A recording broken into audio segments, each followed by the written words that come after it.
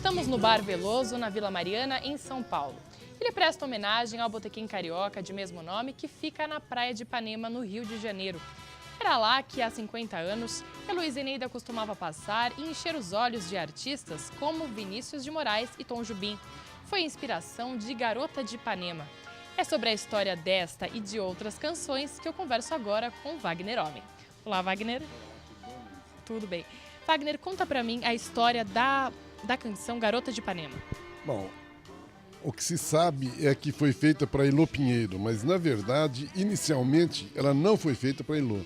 Ela foi feita por um musical chamado Blimp e seria a música tema do encontro de um extraterrestre com uma carioquinha chamada Umbiguinho. Como esse musical não aconteceu, a música ficou guardada durante um tempo e aí depois sim ela pode ter sido inspirada na Garota de Ipanema. Mas ali, por coincidência, na parede aqui do Veloso, em São Paulo, tem a primeira letra que o Vinícius fez e que o Tom não gostou. Essa sim seria para a peça e tal. Mas as duas últimas estrofes são exatamente as mesmas. E agora falando um pouquinho sobre os afro-sambas. Como que os afro-sambas aparecem na obra de Vinícius e o que isso significou para a música brasileira naquela época, a introdução de instrumentos como o berimbau? Bom, antes dos afro-sambas aconteceu a bossa nova com os três grandes nomes, que eram Vinícius, Tom e João Gilberto. E foi o que mudou definitivamente a música popular brasileira. Então, de 56 até 62, quem dava o tom era o Tom, o Vinícius e o João Gilberto.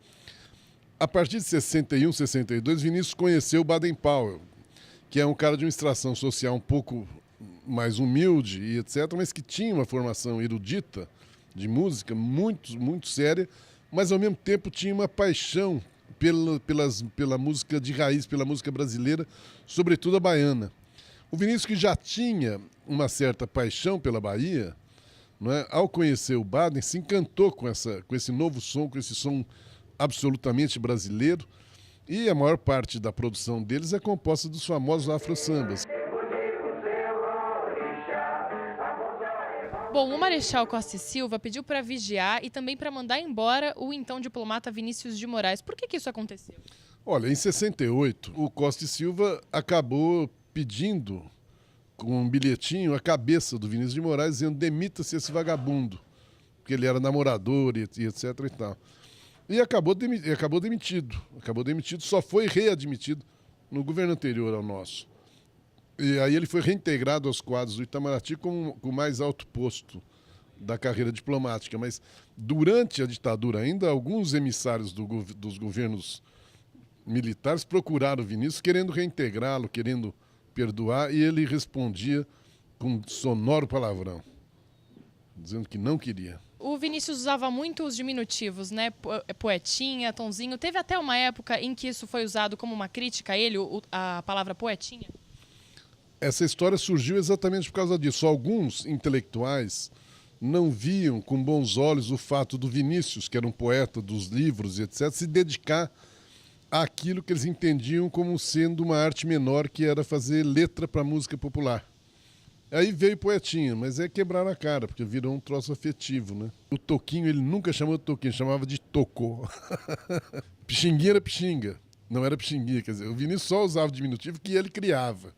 Os outros ele não usava, né? Quer dizer, o Vinícius, ele tinha uma outra mania, pra você ver como ele era contra a rotina. Se um dia ele fazia a barba assim, no dia seguinte ele fazia assim. E no outro dia ele fazia do outro lado e assim por diante. Quer dizer, ele tinha uma verdadeira obsessão por fugir da rotina, porque a rotina mata.